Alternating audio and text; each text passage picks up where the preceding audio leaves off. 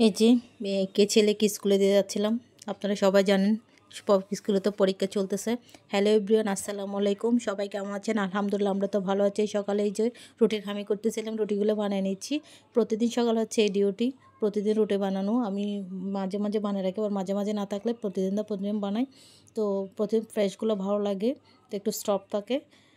তো এই যে রুটি বানানোর সব খাওয়া দাওয়া করে বাচ্চাদেরকে স্কুলে দিয়ে আসলাম। এসে অন্যান্য কাজ সারলাম, সাজার পর তারপর শুরু হয়ে গেলো দুপুরের যুদ্ধ, রান্নাবান্না।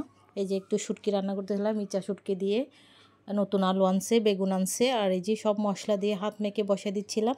প্রতিদিন তো আর মাখামাখি বা কষানো ভালো লাগে না, তো মাঝে মাঝে ইচ্ছে করে একটু কষাই, হাত মেখে বসাই দিই। সেজন্য এই যে শুটকিটা বসাই দিলাম।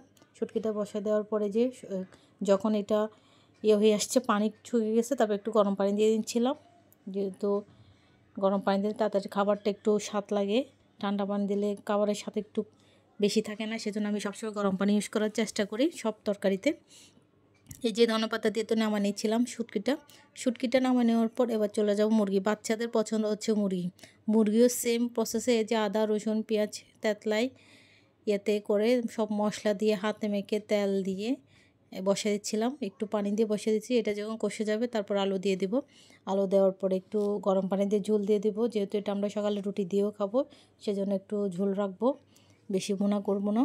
যদি বাচ্চাদের জন্য আলাদা করতাম তাহলে ভুনা করতাম, এখন সকালে রুটির জন্য শুদ্ধ আর বাচ্চারা খাবে। আর মরিচ দিনে দেখেন হলুদ, বাচ্চাদের জন্য মরিচ দেওয়া যায় না, ঝাল ওরাও একদমই খেতে পারে না।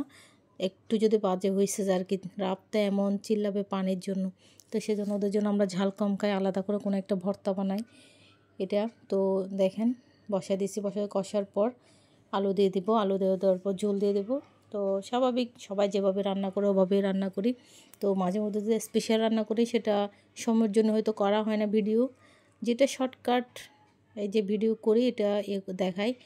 স্পেশাল রেসিপিগুলো অনেক টাইম লাগে, সেজন্য আর মাঝে মধ্যে আমার মোবাইলেও ধরতে ইচ্ছে করে না, ভুলে যাই ভিডিও করার জন্য। তো যেমন এই যে শুটকির ভর্তা করবো ওটা ভুলে গেছিলাম, তো ওটা ভুলে যাওয়ার পর কীভাবে করছি সেটা আপনাদের সাথে দেখাতে পারতেছি না, কিন্তু মুখে বলে দিচ্ছি। এই যে ছোটো ছোটো শুটকি আনছে, সরি চিংড়ি, কাঁচা চিংড়ি, ওটাকে আমি কি করছি, একটু তেলে ভেজে শুকাই, তারপর মরিচ দিয়ে পেঁয়াজ দিয়ে ধনেপাতা দিয়ে সর্ষের তেল দিয়ে ভর্তা করছি। তো এটা দিয়েই দুপুরে শুধু খাইছি, রাত্রেও খাইছি।